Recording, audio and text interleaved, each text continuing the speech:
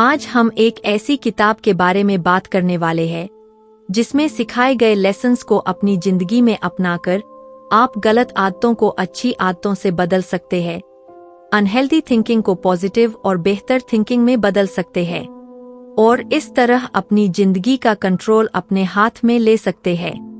हम जिस किताब के बारे में बात करने जा रहे हैं उसका नाम है you are not your brain, जिसे जेफरी एम श्वार्ट्ज और रेबेक्का ग्लैडिंग ने लिखा है। ऑथर जेफरी एक मशहूर न्यूरोसाइकोलॉजिस्ट है जिन्होंने सैकड़ों लोगों पर रिसर्च करके ऐसे 4 तरीकों ढूंढे हैं जिनका इस्तेमाल करके आप अपनी खराब आदतों को बदल सकते हैं और पॉजिटिव थिंकिंग को अपनाकर अपनी जिंदगी का कंट्रोल अपने हाथ में ले सकते हैं। ऑथर कहते हैं कि आपका दिमाग आपका सबसे अच्छा दोस्त है। किताब को अच्छे से समझने के लिए हम इस किताब को 10 जरूरी भागों में डिस्कस करने जा रहे हैं। तो चलिए शुरू करते हैं। प्लास्टिसिटी को इस्तेमाल करें। सेल्फ डायरेक्टेड न्यूरोप्लास्टिसिटी का मतलब है अपने दिमाग पर फोकस करके उसे अपने अनुसार चलाना है।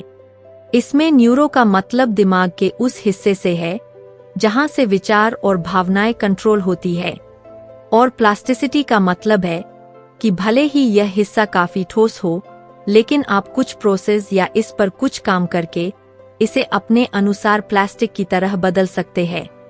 आसान भाषा में समझे तो आप अपने दिमाग के उस हिस्से जहां से विचार और भावनाएं कंट्रोल होती है, उस पर ध्यान देकर वहां से अपनी मनचाही भावनाओं और मनचाहे अच्छे विचारों को सोचकर आप अपने बुरे विचारों को अच्छे और पॉजिटिव विचारों से बदल सकते हैं। और इसी तरह 21 से 90 दिनों तक लगातार इसे करने से आप अपनी किसी भी बुरी आदत को अच्छी आदत से बदल सकते हैं। भाग 2, Hebb's Law or Quantum Zeno Effect। आप इन 2 कॉन्सेप्ट्स को सीखकर और इन्हें अपनी जिंदगी में अपनाकर न्यूरोप्लास्टिसिटी का फायदा उठा सकते हैं, मतलब अपने दिमाग पर कंट्रोल कर सकते हैं। नंबर 1 है हेब्स लॉ।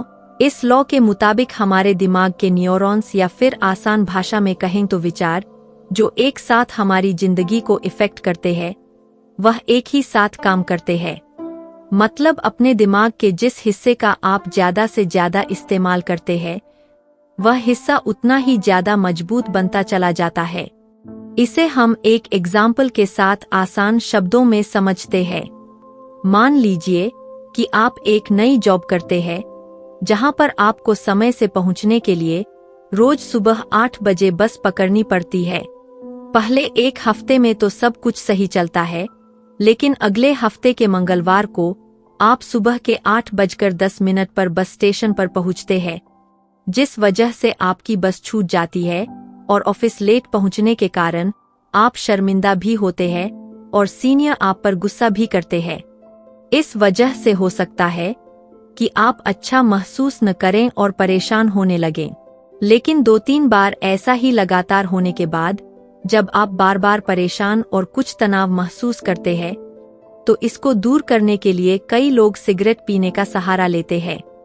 सिगरेट पीने से दिमाग को निकोटीन मिलता है।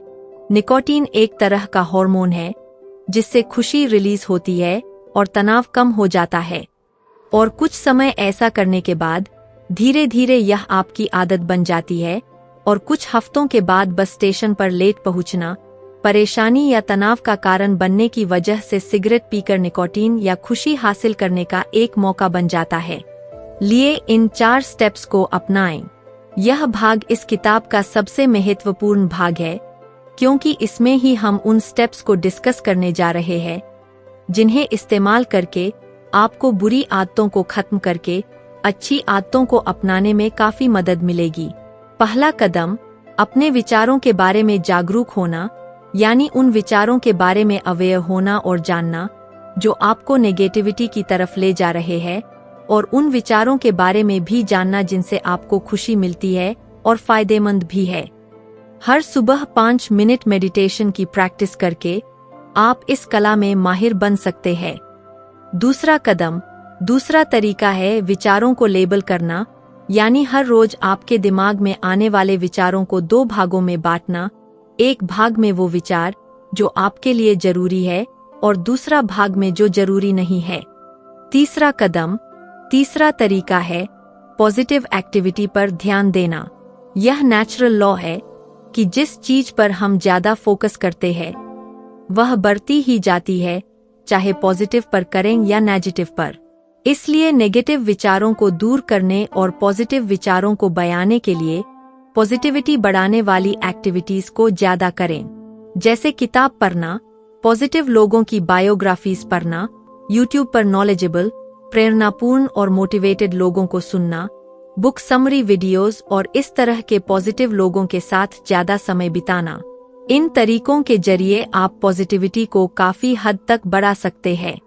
चौथा कदम, चौथा तरीका है विश्वास के साथ कदम उठाना। अपने ऊपर विश्वास रखें कि लगातार अच्छी आदतों को करते हुए, अच्छे विचारों को सोचते हुए और उसके लिए जरूरी एक्शंस लेते हुए जल्द ही आपकी बुरी आदत अच्छी आदत में बदल जाएगी। भाग 4, आप अपने दिमाग से डिफाइन नहीं है बल्कि उसे खुद डिफाइन करें। कई बार हमारा मन भटकने लगता है। हमारे दिमाग में ऐसे ऐसे विचार आते हैं जिन्हें हम सोचना नहीं चाहते, जिन विचारों के साथ हम आगे नहीं जाना चाहते। लेकिन इन सब के बावजूद विचारों की उस तेज ट्रेन को दोबारा अपने कंट्रोल में करने में हम में से कई लोग असहाय महसूस करते हैं। ऐसा सभी के साथ होता है। तो क्या यह अच्छा नहीं रहेगा कि हम यह जान लें कि कैसे अपने विचारों को अपने कंट्रोल में करके मन को कंट्रोल किया जाए। ऑथर का मानना है कि ऐसा पॉसिबल है कि हम अपने विचारों को अपने कंट्रोल में कर ले, इससे पहले कि वह नेगेटिविटी फैलाएं या उनकी वजह से आप परेशान हो। इस बात को अच्छे से समझाने के लिए वह एक मरीज की कहानी बताते हैं जिनकी उन्होंने कभी मदद की थी। यह कहानी है अमेरिका के एक यंग लड़के की जिसने एक्टिंग में अपने करियर की शुरुआत की थी। हालांकि शुरू में उसको छोटे छोटे लेवल्स पर काफी अच्छी सफलता मिली, जिससे इंस्पायर होकर उसने और अच्छे लेवल पर अपना ऑडिशन देने का सोचा। और इसी तरह एक स्टेट लेवल एक्टिंग कंपटीशन में ऑडिशन देने के दौरान वहां के जज को उनका परफॉर्मेंस पसंद न आने के वजह से जब जज ने उनको अच्छा नहीं कहा तो वो डिमोटिवेट होने लगे। उन्हें लगने लगा कि वह वास्तव में अच्छी एक्टिंग नहीं कर सकते और उस दिन के बाद से उनका एक्टिंग करियर डाउन जाने लगा। इसी परेशानी को ठीक करने के लिए वो ऑथर से मिले, जिन्होंने उनको एग्जामिन करने के बाद बताया कि यह सब उनके सोचने के वजह से हो रहा है। उनके साथ ऐसा इसलिए हो रहा था क्योंकि जहां उनका एक दिमाग यह कह रहा था कि कोई बात नहीं, हम इस कमी को सुधार कर बेहतर एक्टर बन सकते हैं, वहीं दूसरी तरफ उनका दिमाग कह रहा था कि सच में तुम अच्छी एक्टिंग नहीं कर सकते। ऐसे में उन्होंने नेगेटिव वाले दिमाग को सुना जो उनको डिफाइन कर रहा था। उसकी सुनने और उस पर फोकस करने की वजह से नेगेटिविटी बढ़ती चली गई, जिसे कंट्रोल करना उनके हाथ में नहीं रह गया। लेकिन ऑथर से मिलने और अच्छी सलाह लेने के बाद जब उन्होंने पॉजिटिव विचारों पर ध्यान देना शुरू किया तो कुछ ही महीनों बाद वह बेहतर एक्टर बनने लगे और उन्हें कई नए ऑडिशन देने का भी मौका मिला और कई में उन्होंने अच्छा परफॉर्म भी किया। इस तरह हम जो भी है उसको हम खुद डिफाइन करते हैं, हमारा दिमाग नहीं। हमें ये करना चाहिए कि अपने पॉजिटिव और ऐसे विचार जो फायदेमंद है उन पर ध्यान दें और उनको ही एंटरटेन करें, नेगेटिव को नजरअंदाज। भाग 5, हम अपने दिमाग को फिर से ट्रेन कर सकते हैं।